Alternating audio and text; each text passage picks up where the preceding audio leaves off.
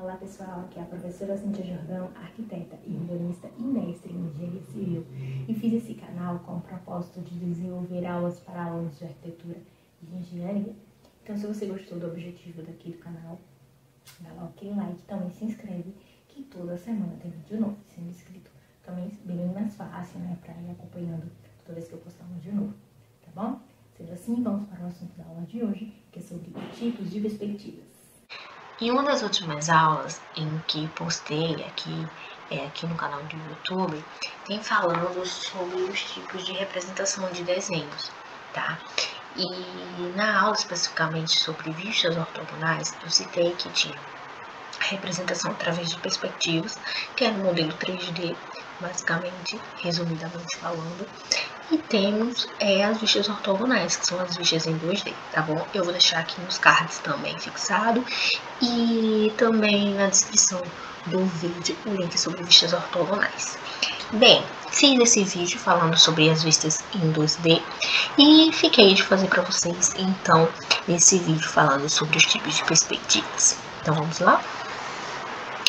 Bom, a perspectiva ela é representada a partir do ponto de vista do observador, daquele ponto de visão do observador, como o observador está enxergando, tá? Então, quando nós desenhamos, estamos fazendo uma projeção de um objeto existente em 3D para uma superfície que permite apenas uma representação em 2D como um papel, tá bom? A palavra perspectiva, falando diretamente da sua origem, ela tem o significado no latim de através de. E trata-se então de uma representação bidimensional de algo tridimensional, tá bom? Para isso, nós temos 3 tipos de perspectivas que são bem comuns de ser utilizadas em desenho técnico, tá? Então, nós temos a perspectiva cavaleira, nós temos a perspectiva oxonométrica e dentro da perspectiva oxonométrica nós temos a isométrica, a dimétrica e a trimétrica, sendo entre essas a mais utilizada em desenho técnico a perspectiva oxonométrica isométrica, tá bom, gente? E temos a cônica, que é a mais famosa por ser conhecida como ponto de fuga, tá? E aí nós temos com um ponto de fuga, com 2 pontos de fuga e com 3 pontos de fuga, que eu vou mostrar aqui direitinho posteriormente aqui no vídeo, tá bom? Então, falando primeiramente sobre a perspectiva cavaleira, ela também é conhecida como perspectiva oblíqua, tá bom? E tem a sua principal característica em que ela tem a face frontal do objeto desenhado, que é representada sempre de forma paralela ao observador e com exatidão nas suas dimensões. O que significa isso, gente? A primeira face, tá bom? A face frontal é sempre com as medidas reais, tá certo? Já as demais fases do objeto é possível representá-la a partir de 3 ângulos, de 30 graus, de 45 graus e de 60 graus, tá, gente? Esses ângulos que nós temos nos esquadros. E esses ângulos são responsáveis por reduzir a dimensão original da face que é desenhada. Então, a dimensão real vai ser sempre a frontal e as laterais sempre utilizadas paralelamente, tá, gente? Com a inclinação desejada a partir do ângulo escolhido. E aí nós vamos ter esses valores laterais de acordo com cada ângulo. Então, se eu uso o ângulo de 30 graus, eu vou usar 1/3 da medida, tá bom? Da medida real, nessa medida lateral.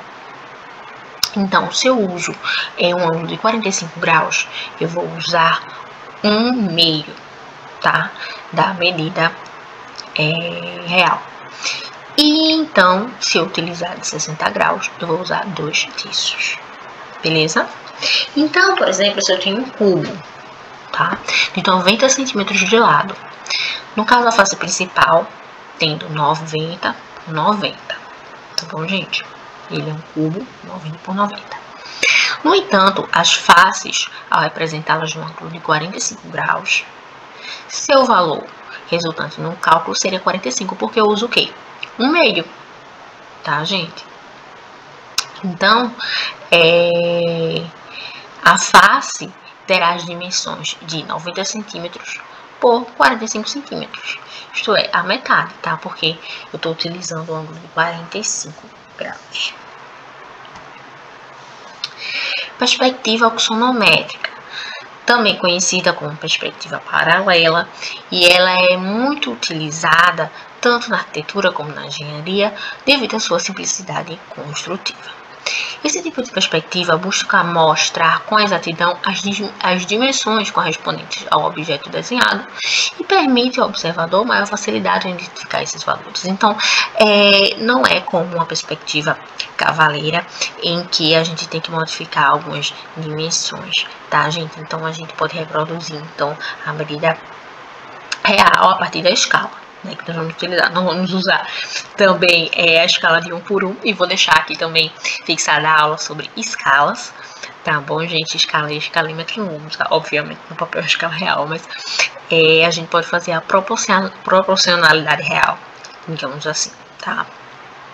Então, indo para o segundo ponto, esse tipo de perspectiva ele busca mostrar a exatidão correspondente ao objeto desenhado. Sim, isso já relatei para vocês.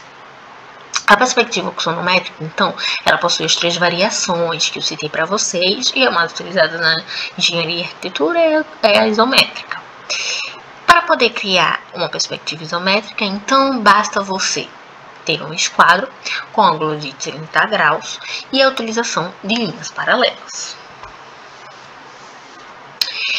Na perspectiva isométrica, nós temos um eixo horizontal com linhas da altura ficam perpendiculares a esse eixo, tá? Esse eixo horizontal.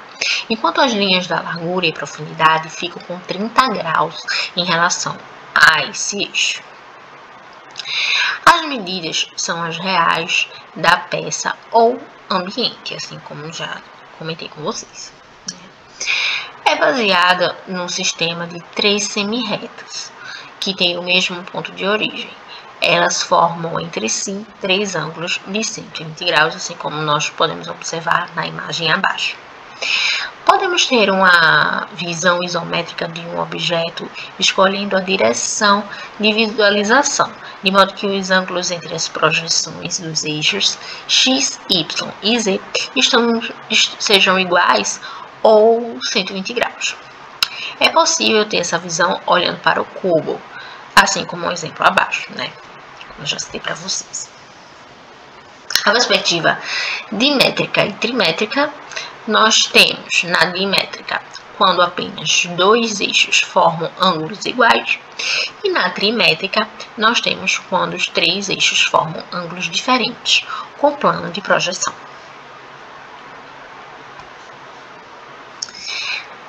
Por fim, nós temos a perspectiva cônica. Esse tipo de perspectiva é a única que representa com exatidão o ponto de vista do observador, tá? Possuindo as 3 variações, 1 ponto de fuga, 2 pontos de fuga e 3 pontos de fuga.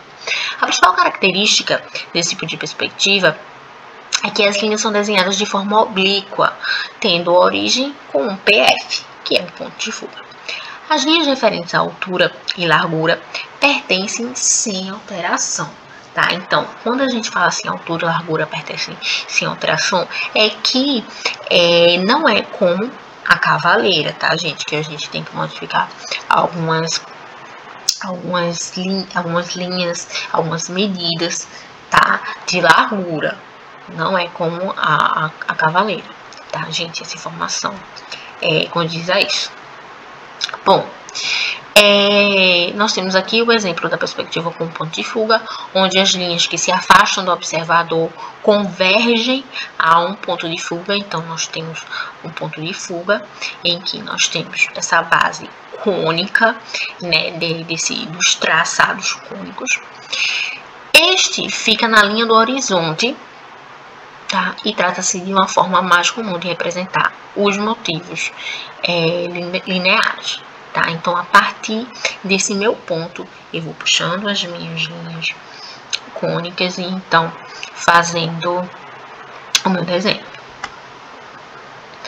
Aqui nós temos as perspectivas com 2 pontos de fuga, tá, gente? Então, com ele eu tenho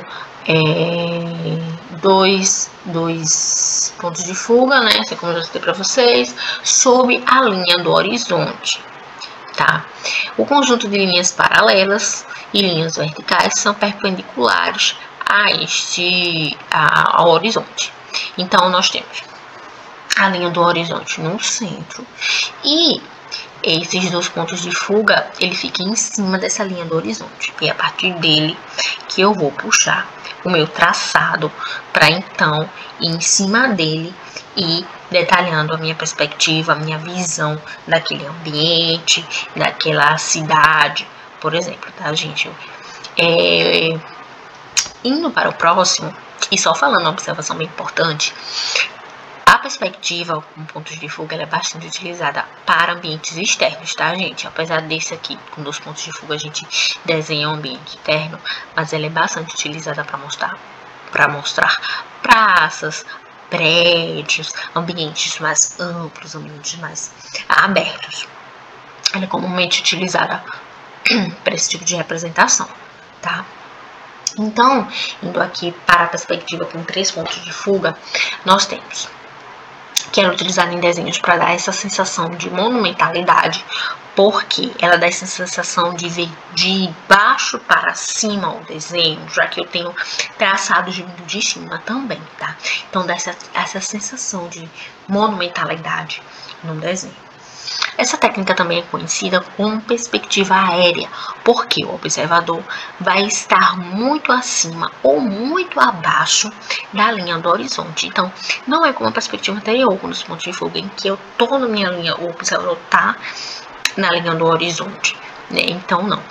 Na perspectiva com 3 pontos de fuga, o observador está muito abaixo ou muito acima da linha do horizonte. E aqui nós temos as referências utilizadas para compor esses slides, tá bom, pessoal? Então, essa foi a aula de hoje, gente. Espero que vocês tenham gostado, espero que vocês tenham adquirido conhecimento. Qualquer dúvida é só colocar aqui nos comentários, tá bom? Tchau, tchau e até as próximas aulas.